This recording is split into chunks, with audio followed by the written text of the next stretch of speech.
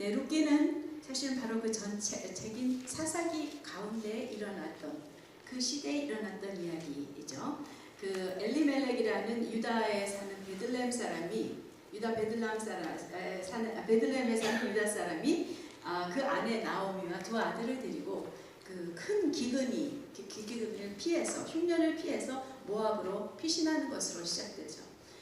그런데 그 큰 흉년이 있는 그 지역에 있었다는 그 큰 흉년이 역사적으로 그곳에 있었다는 그 기록이 있습니다. 그런데 그것은 BC 1302년으로 그것은 바로 사사기의 첫 사사인 그 온니엘과 두 번째 사사 에훗 때의 일로 추정됩니다. 말하자면 사사기 초기에 있었던 일이 일어나고 있었던 일이 베들레헴에서 일어나고 있었던 일이 룻기인 것을 보죠.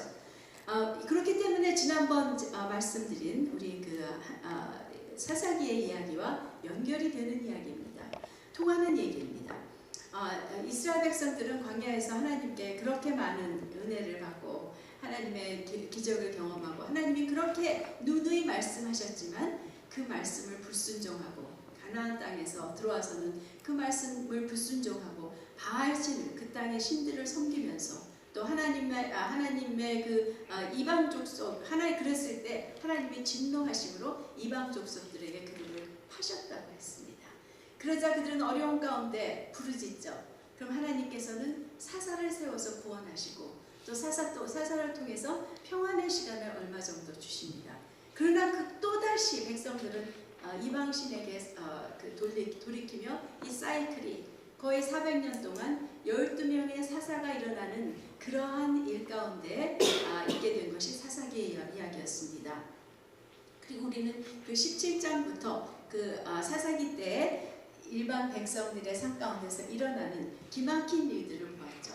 영적이며 도덕적인 타락, 완전한 그 아주 붕괴된 가치관, 그리고 소돔의 죄와 같은 성적 죄, 동성애가 있었고요. 그 베냐민 지파가 완전히 멸절당할 뻔했던 그런 내전이 일어나는 것, 이 내전이 일어나는 이야기로 그 이야기가 끝났습니다. 그러면서 그 사사기에서는 4번이나 그때의 왕이 없으므로 사람이 각각 자기 소견에 오른 대로 행하였더라 라는 말씀으로 이 사사기에 어둡고 혼돈스럽고 혼란스러운 이 시대를 묘사하고 있는 것을 보았습니다.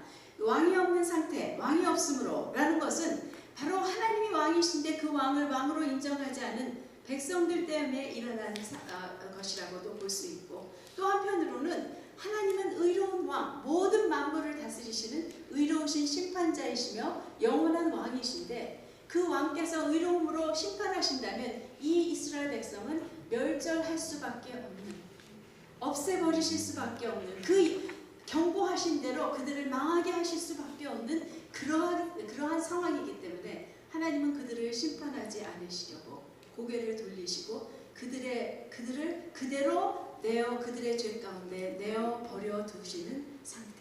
그러므로 왕이 없는 상태. 이것은 바로 그 왕이 없는 상태라는 것은 바로 로마서 1장에서 나오는 죄 범죄하고 있는 인류 사람들을 그 육체의 욕심에 내어 버려 두사, 또 그 허망한 생각 가운데 내어 버려 두사 하는 로마서 1장의 그 말씀과 동일하게 우리의 죄를 심판하시기를 연기하시며 하나님께서 기다려주시는, 무엇을 기다리시냐면 결국은 그 죄에서 헤어나올 수 없는 이 정말 그 타락한 부패한 사람들의 죄를 용서하시는 예수 그리스도께서 오셔서 우리가 그 죄 사함을 얻고 정말 하나님이 언약하신 그 언약을 얻게 되는 그 언약을 반드시 행하시기 위해서 당신의 백성을 살려두시는 일을 하시는 것이 하나님께서 내어 버려 두시는 상태인 것을 우리는 보았습니다. 네, 바로 그 하나님께서는 그럼에도 불구하고 그때마다 소리쳐 하나님께 부르짖을 때마다 사사를 세워주심으로 이 이스라엘 백성을 살려두시고, 또 그들이 죄 가운데 빠져 진노하셔서 정말 그들을 심판하실 수밖에 없을 때는 그들에게 고개를 돌리시고 그 죄를 참으시며 왕이 되시기를 멈추시는 것을 통하여 이들을 살려두시는 이러한 시대가 사사시대였다는 것을 우리가 보았죠. 그런데 오늘 말씀은 이런 사사기 동안에 이 어둡고 혼란스럽고 가망 없는 그 세대와는 참으로 다른 삶을 살고 있는 사람들이 있었다는 것입니다. 바로 이러한 사람들, 이들은 하나님의 뜻을, 그분의 뜻을 이 땅 가운데로 이루시는 일에 통로가 된 사람이며, 하나님이 바로 이 하나님이 원하시는 것을 하실 수 있도록 하나님께 열려있는 이러한 사람들이었던 것을 보는 것이죠. 하나님의 뜻이 이루어질 수 있는 그것이었습니다. 여러분, 인류에 대한 하나님의 뜻은 무엇입니까? 여러 가지로 말할 수 있지만 하나님은 창세기 1장에 인류를 지으시고 복을 주셨어요. 그리고 아브라함을 부르시면서도 복을 주셨어요. 하나님은 복 주시는 하나님이세요. 하나님의 뜻은 복을 주시기 원하시는 분이시라는 것이에요. 네, 그렇기 때문에 결국은 그 하나님의 언약들을 보면 다 복을 주시는 것이에요. 그것은 우리가 바로 하나님이 그런데 그 언약이라는 것은 무엇을 말하냐면, 언약은 여러 가지 상태에서 다르게 만들어진, 다른 말로 얘기되고 있지만, 언약의 정수는 무엇입니까? 하나님이 우리의 하나님 되시고 우리가 그의 백성 되는 것이 하나님의 언약인 것이에요. 그것이 그리고 복입니다. 그것이 복이에요. 돈이 많은 것, 건강하게 오래 사는 것, 이것은 그 복 가운데 있어도 되고 있을 수도 있고 없을 수도 있지만, 하나님이 하나님 되시는 하나님의 백성으로 사는 그 삶이 사실은 복이라는 것이에요. 그래서 바로 이러한 하나님의 언약의 복이 이루어질 수 있는 통로가 되어진 이 사람들, 말하자면 그 통로를 열어주기 위해 죄를 사하시고 정말 당신의 목숨을 주셔서 우리에게 새로운 영원한 생명을 갖게 하신 그리스도가 오시게 되는 통로가 되는 이 일을 하고 있던 이 사람들을 우리가 보게 되는 것이죠. 네, 사실 오늘날의 시대는 그 사사기와 크게 다를 것이 없습니다. 그렇죠?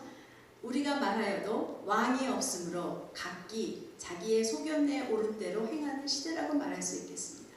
수많은 우상을 섬기며 도덕과 가치관의 그 붕괴, 그리고 왕이신 하나님을 왕으로 인정하지 않고 원치 않고 각기 자기의 눈에 옳은 것을 행하며 각기 소견대로 이것이 진리라고 말하고 있는 이러한 때이죠.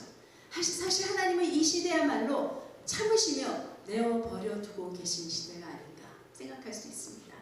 그러나 오늘날의 성도, 우리들은 세상과 구별된 거룩한 자로 부르심을 받은 우리들은 이러한 사사기 동안에 베들레헴에서 일어나고 있는 이러한 사람들의 삶이 바로 우리의 삶이 되어야 한다는 이러한 것이 오늘 말씀의 결론이 될 것이죠.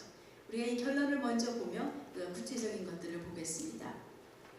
첫 번째, 이 이야기에서는, 루카에서는 하나님께 뜻을 정한 모압 여인, 한 모압 여인이 나옵니다. 그래서 오늘 본문에서 읽은 그 내용이죠. 이 책의 주인공이기도 한 룻입니다. 이 여인은 모압 사람이었고 이방인이었습니다. 젊은 나이에 이스라엘 남편, 유다 남편을 잃었습니다. 그리고 홀 시어머니와 또 과부가 된 그 동서라고 하죠. 윗동서와 함께 세 여인이 살고 있던 중에 이스라엘의 기근이 그쳤다는 소식을 듣고 돌아가기로 세 여인이 길을 떠납니다.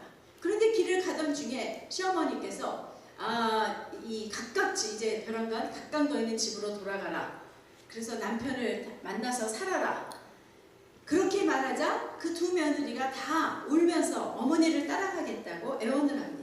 그러나 옥신각신하는 중에 결국 한 며느리 오르반은 떠나고 룻만이 그 시어머니를 따라가게 되는 이러한 이야기죠. 네, 오늘 본문은 이 시어머니 나오미를 설득한 룻의 말입니다. 그런데 여기는 굉장한 결단을 보여주고 있죠. 우리가 읽은 대로. 네, 어머니의 목적지가 나의 목적지입니다. 어머니의 집이 나의 집이 될 것입니다. 어머니의 백성이 나의 백성이 될 것이고, 어머니의 하나님이 나의 하나님이 되며, 그렇게 어머님이 무덤이 나의 무덤이 될 것으로 내가 죽을 때까지 어머니를 떠나지 않겠습니다 라고 얘기하는 것이죠. 네, 더 이상 설득할 수 없는 확실한 확정된 마음을 보게 됩니다. 이것을 듣고 나오미도 더 이상 설득하지 않고 같이 떠나는 길을 보게 되죠.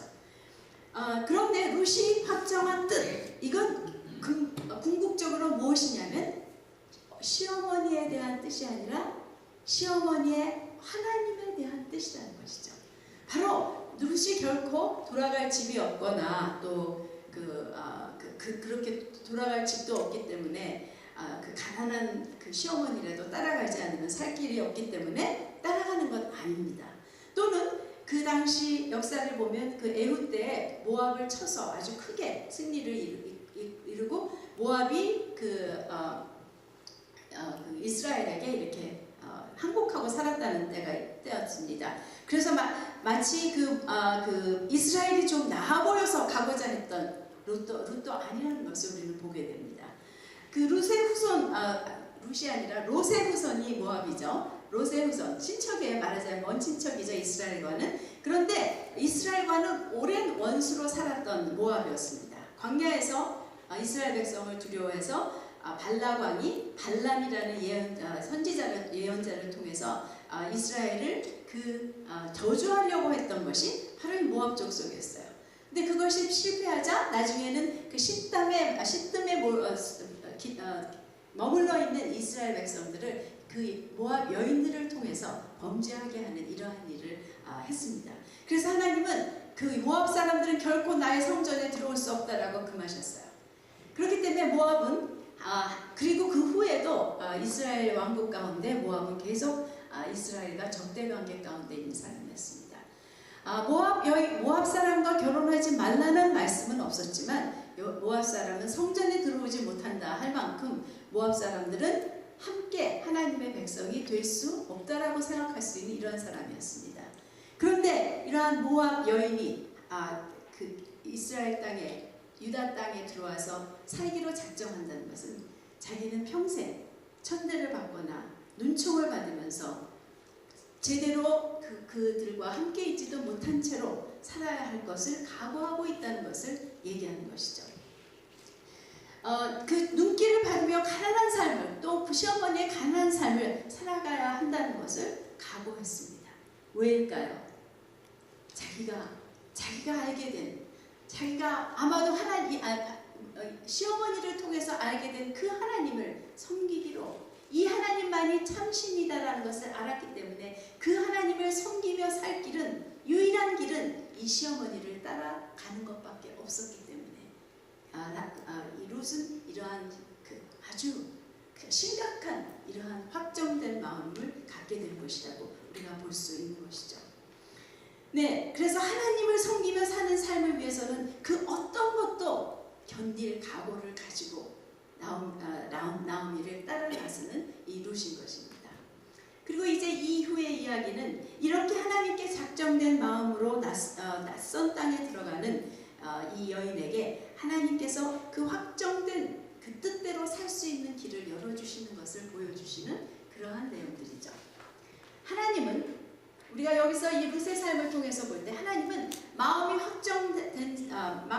확정된 자에게 때를 따라 돕는 은혜를 베푸시는 하나님이신 것을 보게 됩니다. 말하자면 하나님은 은혜를 베푸시고 모든 일을 다 준비해 주신 다음에 우리로 하여금 하라 하시는 것이 아니라 우리가 하나님의 것을 작정할 때 하나님 자신만을 선택할 때 바로 우리의 작정대로 살 수 있도록 은혜를 주시는 하나님이시라는 것을 말해주시는 것이죠. 네, 바로 그 선택을 우리가 하나님을 선택하는 것을 보시고 그 선택한 길을 가며 그 길 가운데 형통케 하시는 은혜가 바로 룻의 삶에 있었다는 것을 봅니다. 성경에 여러 가지가 있지만 그 가장 대표적인 이야기로 다니엘의 이야기가 있습니다. 다니엘 1장을 보면 다니엘은 바벨론 땅에 포로로 잡혀간 아주 특수하게 총명하고 아주 용모도 좋은 준수한 이러한 소년들을 데리고 가서 바벨론 왕국은 그들을 완전히 바벨론 사람으로 만들어 자기의 왕국을 위해서 사용하고자 하는 이러한 사람들 중에 그런 소년들 중에 하나로 다니엘이 뽑혔죠. 갔습니다. 그랬을 때 다니엘 1장 8절에서 9절 다니엘은 이렇게 이야기합니다. 제가 읽겠습니다. 다니엘은 뜻을 정하여 왕의 진미와 그의 마시는 포도주로 자기를 더럽히지 아니하리라 하고 자기를 더럽히지 않게 하기를 환관장에게 구하니 그리하였더니, 여기 말은 없지만 그리하였더니 하나님이 움직이신 것이에요. 다니엘로 환관장에게 은혜와 긍휼을 얻게 하신지라. 먼저 환관장이 은혜와 긍휼을 베풀었기 때문에 다니엘이 이렇게 할 수 있었던 것이 아니라 먼저 작정하였더니 하나님이 이렇게 움직이셔서 환관장에게 은혜를 입게 하심으로, 사실 다니엘은 자기가 왕의 음식을 먹지 않겠다고 가만히 있었다면 그 왕의 노해서 죽여버릴 수도 있는 것이고 어떤 해를 받을 수도 모르는, 또 그 하나님이 도와주시지 않았다면 정말 야채하고 물만 먹고 건강하게 머물러 있을 수도 있었다라는 보장도 없는 것이죠. 하지만 그것을 내가 다른 것들은 다 받아들일지라도 자기가 다니엘이 생각할 때 나는 나의 몸에 들어오는 음식만은 내가 이 정결한 것으로 지켜 하나님에게 구별된 자가 되겠다라고 작정했을 때 하나님께서 이 환관장을 통해서 다니엘에게 은혜를 베풀게 하신 것이라는 것이죠. 이랬을 때 어떤 일이 일어났습니까? 다니엘의 삶을 통해서 어느덧 하나님의 뜻이 이루어지고 있었어요. 무엇입니까? 하나님의 뜻은 이스라엘을 택하시고 이스라엘에게 복 주신 이유는 이스라엘을 통해서 그 복이 온 세상에 흘러나가기를 원하신 것이죠. 이스라엘을 통해서 온 세상이 하나님을 알게 되는 것을 원하신 것이죠. 바로 다니엘의 이러한 것을 보며, 이러한 삶을 보며 바벨론의 왕 느부갓네살이 하나님을 찬양하게 됩니다. 어떤 일련의 일이 있었죠. 또 그 뒤에 또 다리오 왕 역시 하나님을 찬양하고 인정하는 이러한 왕들이, 그 이방의 왕들이 하나님으로 인정하고 찬양하게 되는 이러한 일이 있게 될 것이다. 하나님은 우리의 작정을 존중하시는 하나님이십니다. 우리는 그렇기 때문에 우리의 작정이 하나님의 기뻐하시는 것이며 하나님을 택하는 것이며 하나님의 것을 택하는 이러한 그 작정을 할 때 하나님은 우리의 그 작정을 도와주시는 모든 은혜로 우리로 하여금 그 작정 가운데 살 수 있게 해주시는 분이시죠. 네, 우리가 이것을 보면서 우리에게 주는 교훈을 생각해 볼 필요가 있겠죠. 우리는 이 세대를 본받지 말라는 그런 말씀이 우리에게는 있죠. 이 세대를 본받지 않기 위해서는 먼저 우리가 매일매일의 삶에서 하나님을 선택하고 하나님의 것을 선택하기로 확정된 마음이 우리에게 있어야 한다는 것입니다. 그것이 바로 그랬을 때 그러나 그것은 굉장히 치열한 싸움이죠. 다니엘을 완전히 바벨론 사람으로 만들려는 그러한 대적이 있었듯이 이 세상은 우리를 세상의 사람으로, 이미 하나님의 구원을 얻은 하나님의 백성이 되었고 하나님의 자녀인 것을 아는 우리들도 세상은 빼앗으려고 합니다. 세상의 생각대로 생각하게 하고 세상의 말들을 하게 하고 세상에 있는 모든 행동들을, 죄들을 타협하며 그대로 행하게 하여 우리로 하여금 세상과 다름없는 삶을 살도록 빼앗아 가려고 하는 것이 세상이죠. 그렇기 때문에 이것은 싸움입니다. 우리가 이것에 대해서 확정되어 있지 않다면 우리는 결코 세상과 동화되는 일에 우리가 살아남을 수 없이, 그래서 이름은 크리스천이지만 세상 사람 같이 또는 세상 사람들보다도 못하게 살아갈 수밖에 없는 이러한 사람이 된다는 것이죠. 네, 예사롭지 않은 세대에 살고 있다는 것을 우리는 분명히 잘 알고 있습니다. 바로 이러한 시대에서 우리가 예수님을 믿고 그를 따르기로 작정한 가장 훌륭한 작정은 이미 했습니다. 하지만 그 한 번의 작정으로 되어지지 않는 것이 이 삶이죠.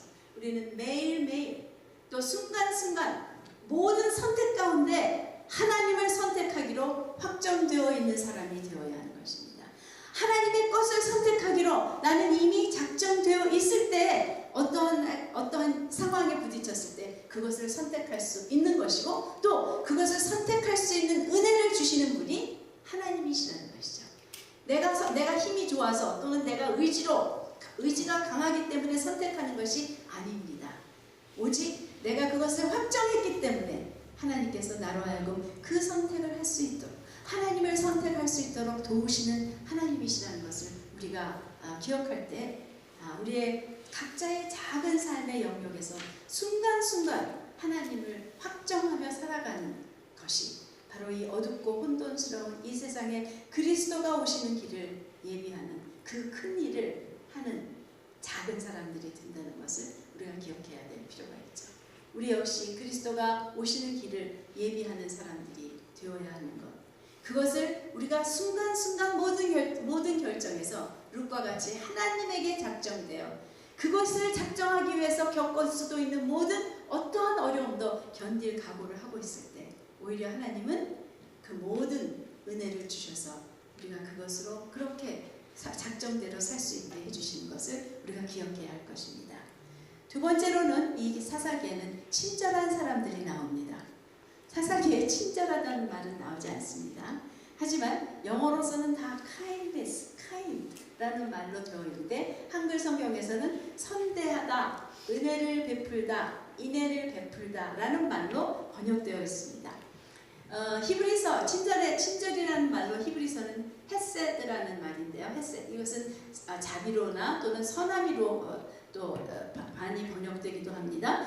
헬라어는 크레스토테스라는 말인데 이건 역시 그 선함, 양선 또는 인자 이런 말로 표현됩니다. 한글 성경은 다 그런 말로 했지만 실상 영어 성경에는 제일 많이 번역되는 것이 kindness인데 한국 성경에서는 kindness로는 하나 또 번역되어 있잖아요.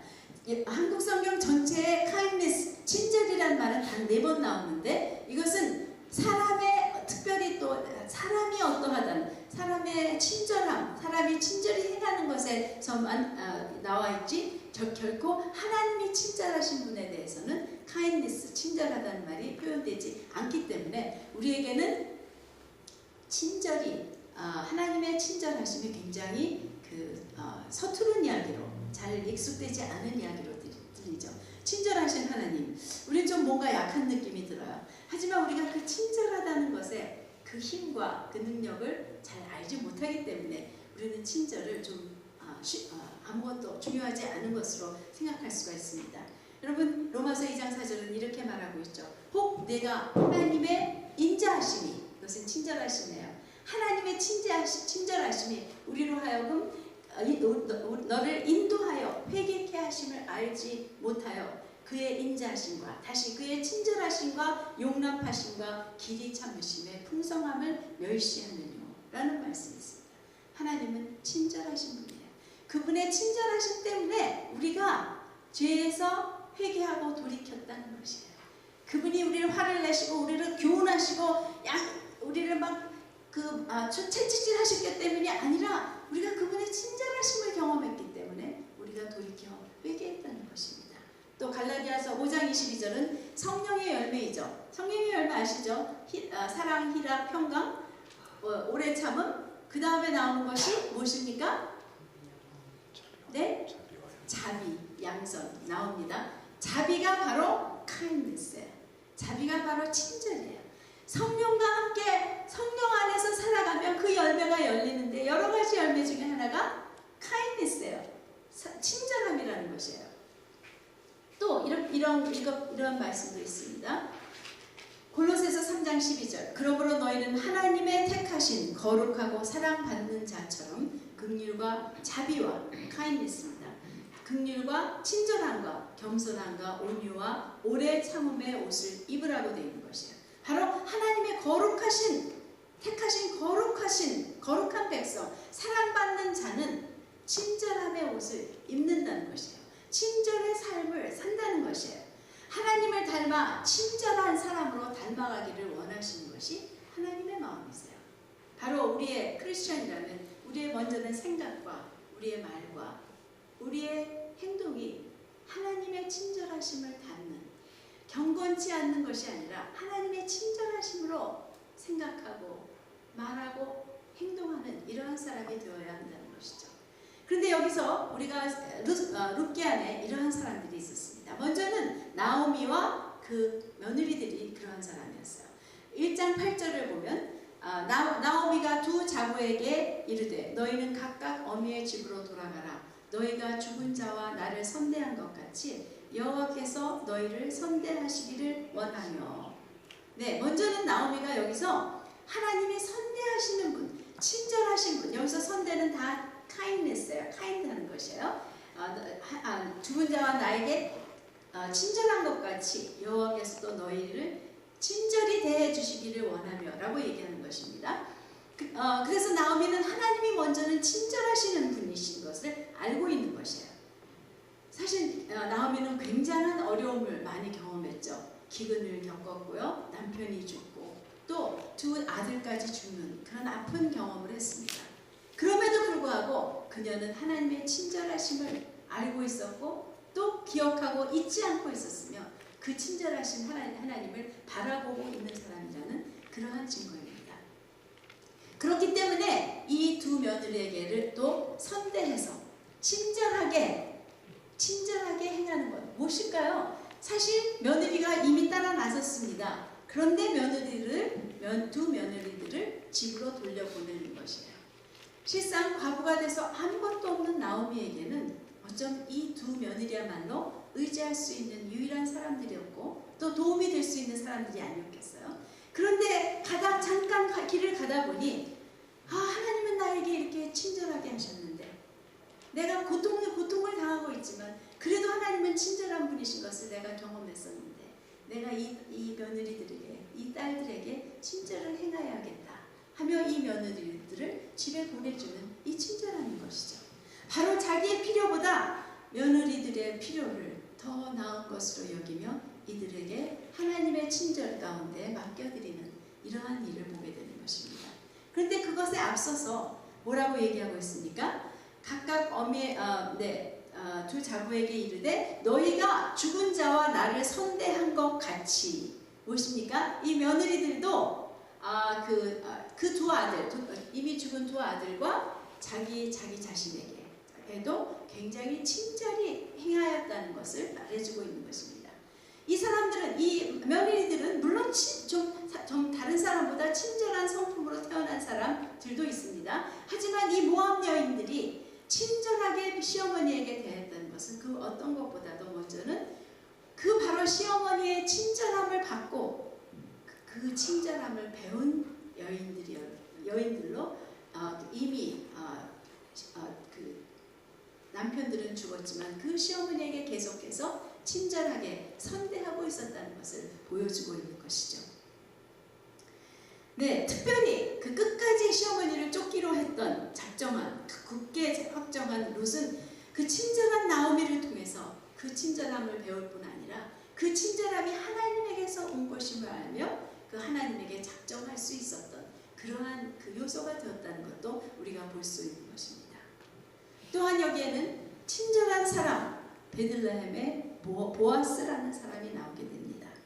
네, 이 사람의 아버지는 유다 사람 살몬이고 어머니는 그 여리고 성의 기생 라합, 유명한 여인이죠. 그 여인, 여리고 사람인 그 여인이었습니다.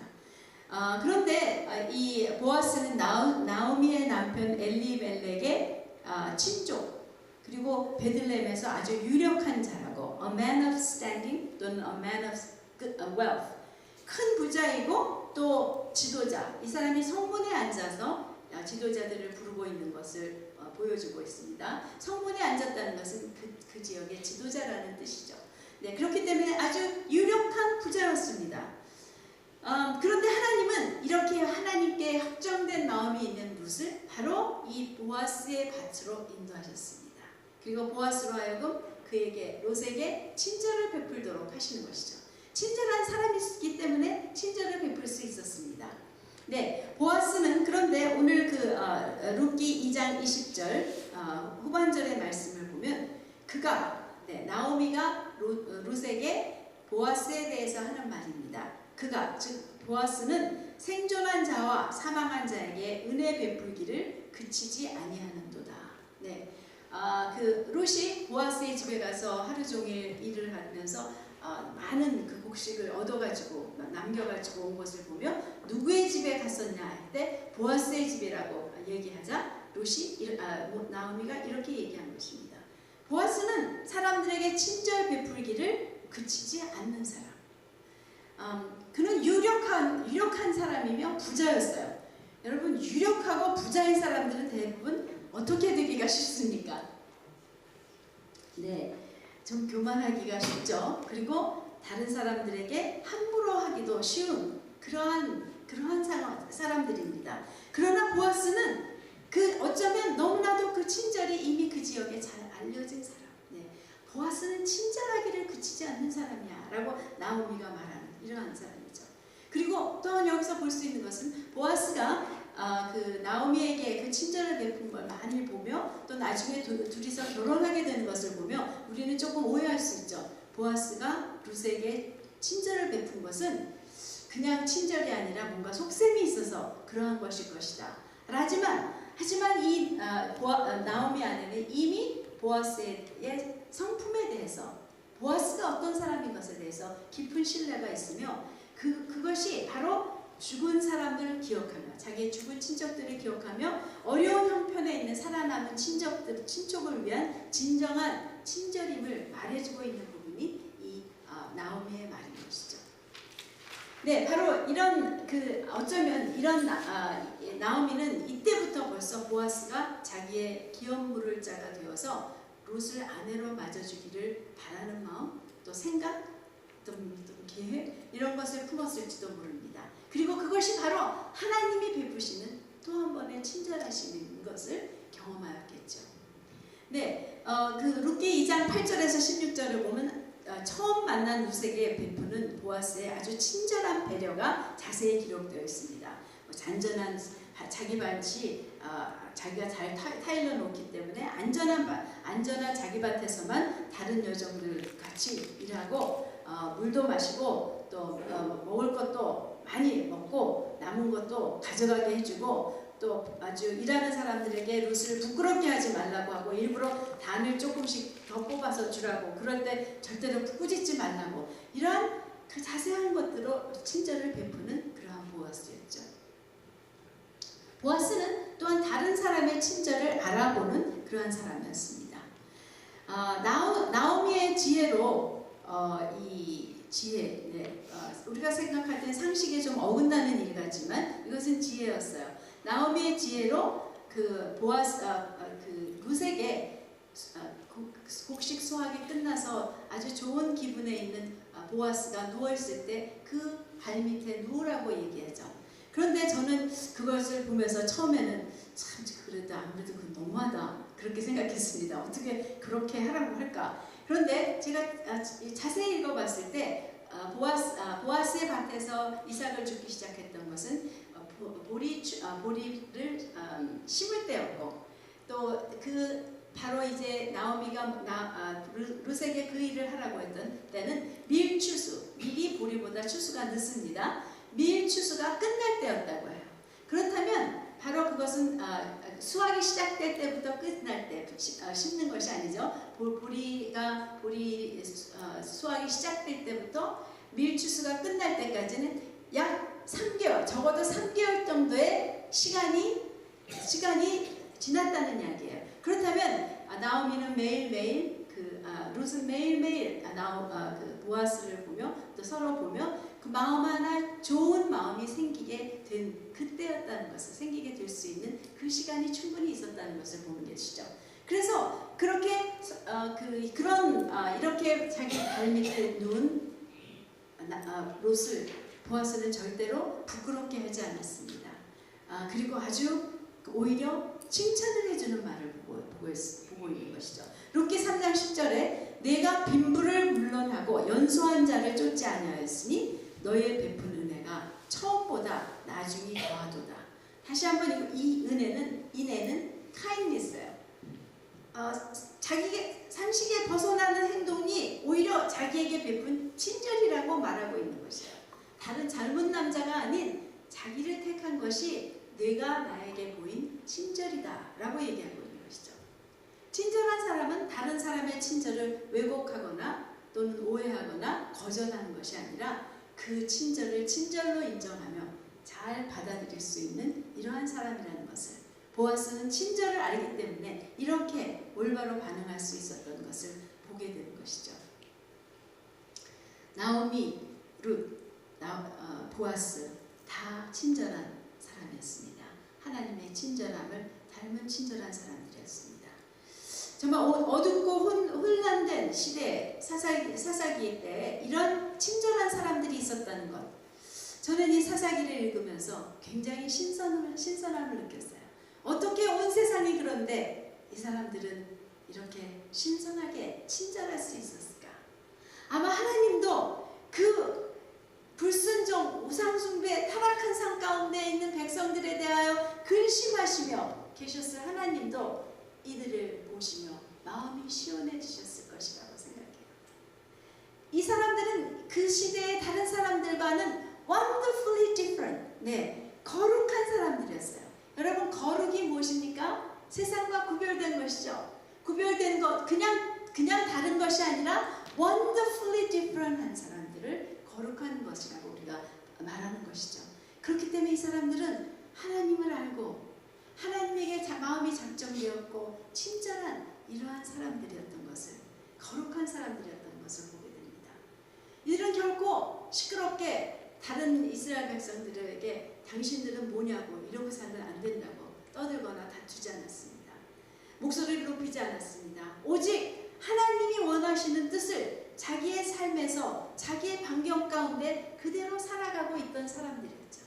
그러나 하나님은 바로 이들을 통해서 그리스도가 오게 하시는 그 일을 계속 하실 수 있었던 것을 보게 되는 것입니다. 우리는 어떤가요? 우리는 친절합니까?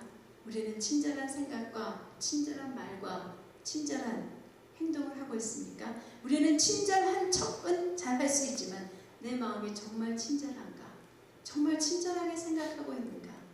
정말 사랑으로 자비로 친절하게 행동하고 있는가? 나의 필요를 남의 필요보다 더 높게 두고 있는가? 이러한 것들을 정말 바로 내가 하나님의 그 친절하심을 맛보았는가? 그 친절하심으로 내가 회개한 것을 깨닫고 있는가? 내가 그 친절함을 배우고자 하는가? 우리는 이것을 확인해 볼 필요가 있다고 생각합니다. 왜냐하면 하나님은 이러한 친절한 소수의 사람들을 통해서 그리스도를 오시게 하고 있었다는 것을 보기 때문인 것이죠. 빌립보서 2장 3절에는 이러한 말씀이 있습니다. 오직 겸손한 마음으로 각각 자기보다 남을 낮게 여기고. 쉽지 않은 말이죠. 분명히 나보다 못한 것이 있죠. 모든 사람이 나보다 잘하는 것도 있지만 나보다 낫지 못한 것도 서로 있습니다. 그런데 어떻게 모든 사람, 다른 사람을 보면 나보다 낮게 여길 수 있나? 그것은 가치가 높고 낮은 것을 말하는 것이 아닙니다. 능력이 높고 낮은 것을 말하는 것이 아닙니다. 바로 이것이야말로 우리가 본받아야 할 예수님의 태도라고 말해주고 있죠. 너희는 이 마음, 곧 그리스도 예수의 마음을 품으라. attitude, 예수님의 태도를 가져라 하는 그 가운데 있는 것인데요. 바로 남을 낮게 여긴다는 것은 다른 사람의 필요를 나의 필요보다 더 중히 여기는 것이에요. 더 귀한 것으로, 더 채워져야 할 것으로 여긴다는 것이에요.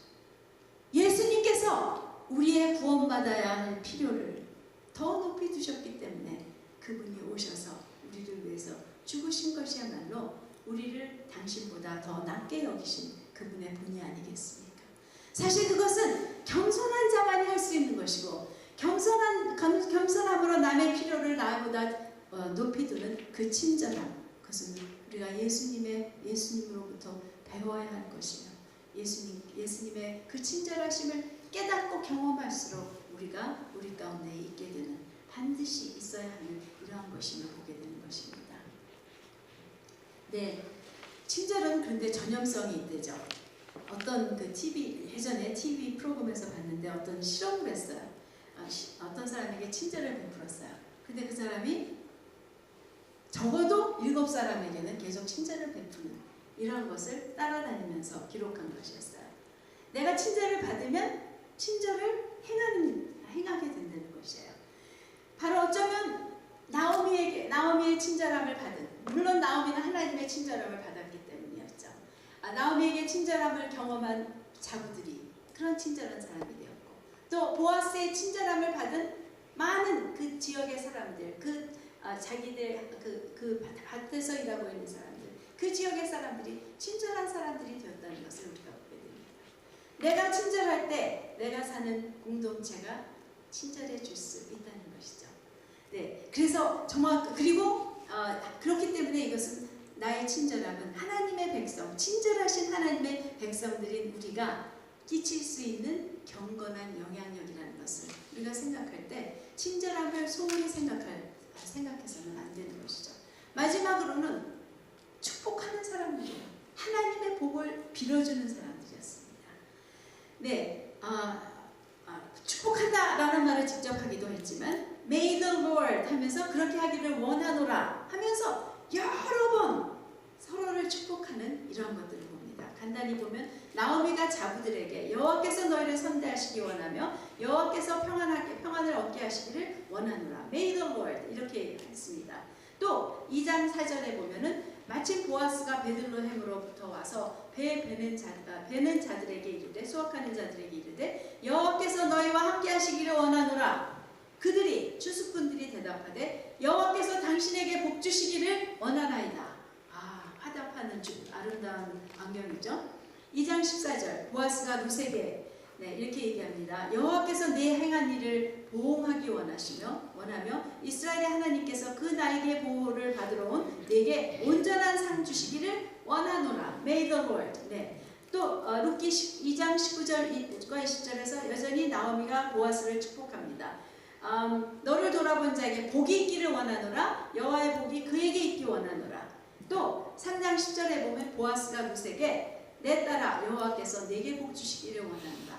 3장 11절 12절에서는 성문에 있는 백성과 장로들이 보아스가 기업물을 가장 가까운 기업물을 자로부터 그 기업물을 자를 자기가 취해서 룻과 결혼하게 됐을 때 장로들이 이렇게 룻과 그녀가 낳은 아기를 축복하는 것이 기록되어 있습니다.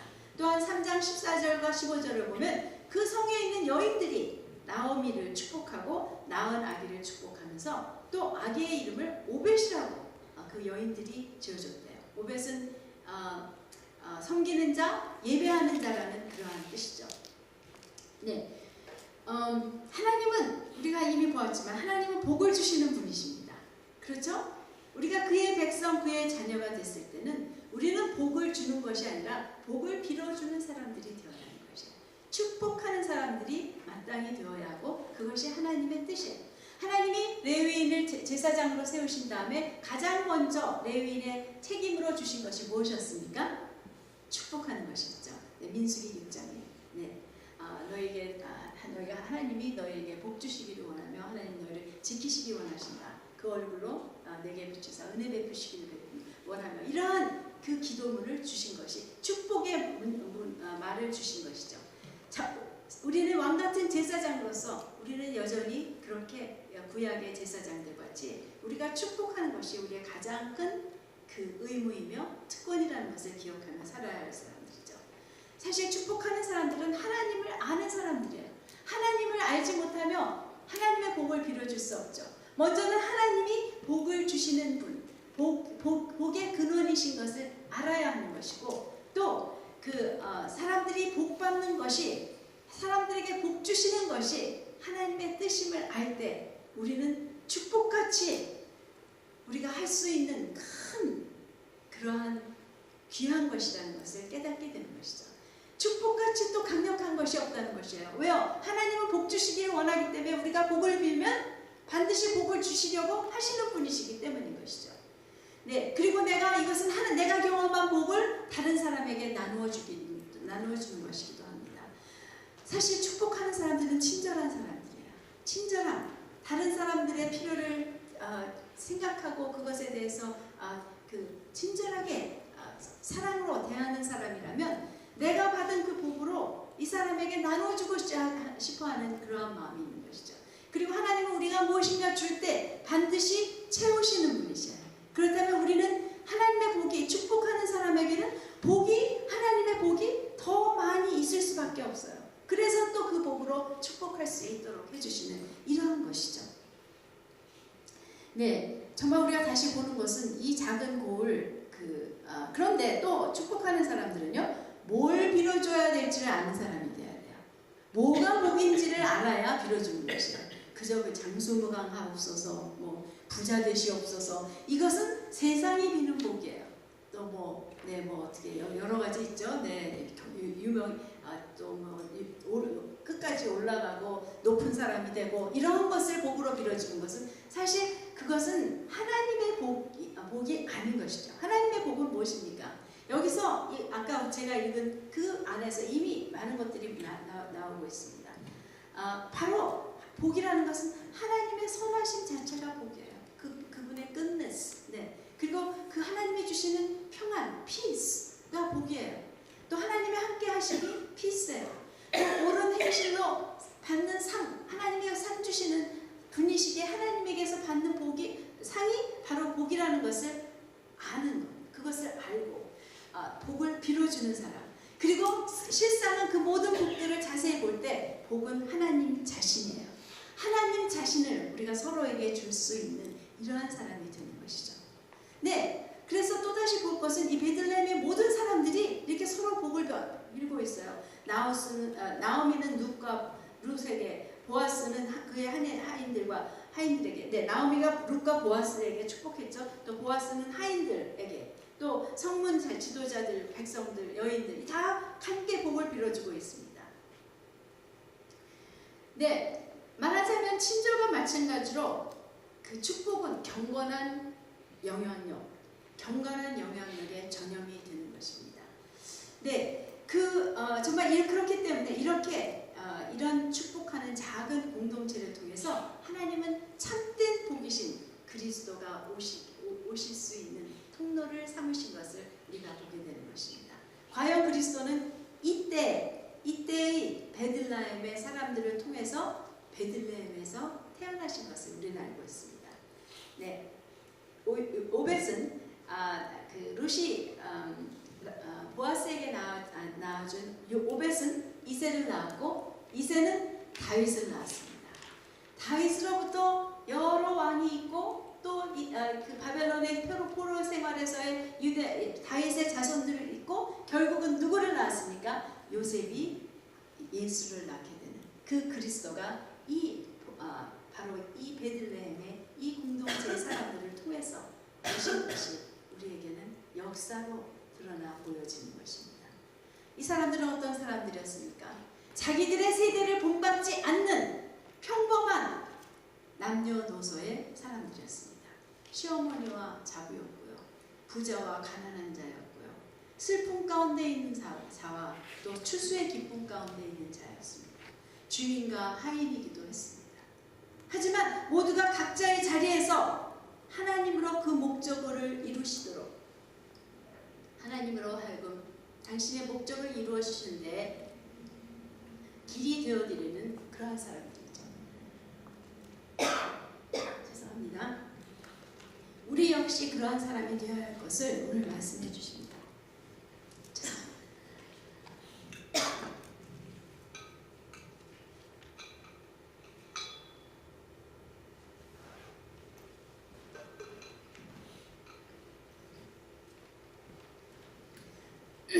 그러나 이 사람들은 어두운 세상과 싸우지 않았다는 것을 다시 우리 기억하기를 원합니다. 그저 자기들의 개인적인 삶 가운데, 그 가는 길 가운데서 하나님을 선택하며 뜻을 정하고 친절을 베푸며 이웃을 사랑하고 섬기며 서로를 축복하는 그런 것이죠. 말하자면 어둠에 대해서 싸운 것이 아니라 그들은 빛으로 빛나고 있는 사람들이었습니다. 베들레헴의 이름이 떡집이라는 뜻이었대요. 떡집. 네, 정말 베들레헴에서는 생명의 떡이 계속해서 만들어지고 그것이 주어지고 있는 것임을 보게 됩니다. 이렇게 다를 수 있었던 비결은 그들은 하나님을 알고 인정하며 그분 앞에서 살아가고 있었기 때문이라고 저는 믿습니다. 이들은 왕이 없는 사사기 때 왕 하나님을 진정한 마음으로 섬기며 살았던 그러한 사람들. 그리고 그 왕을 닮아가고 있던 사람들이었죠. 우리는 이 자리가 바로 하나님께서 이 사사기에 오아시스와 같은 사사기의 꽃과 같은 이 사람들로 불러주신 자리라고 저는 믿습니다.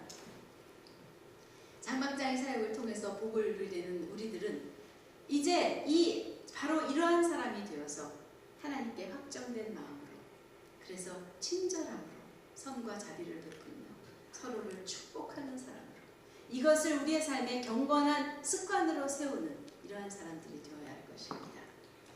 그래서 우리 잠깐 각자에게 하나님께서 하시는 하나님에게 확정된 매일매일의 모든 선택이 하나님의 것을 선택하기로, 먼저는 그것이 또 우리에게 확정되는, 그래서 그렇게 할 수 있는 은혜를 구하며, 또 내 안에 친절함이, 내가 친절함이 없는 자라면 그것에 대해서 그것이 하나님의 원하시는 것이 아닌 것, 하나님은 결코 친절하지 않는 사람을 만들지 않으셨죠.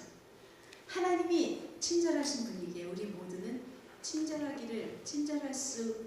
배울 수 있고 또 친절한 사람이 되어는 것이 하나님의 뜻입니다. 그리고 또 내가 참으로 축복하는 사람인가, 서로를 축복하는 이러한 사람으로서 우리가 작정되어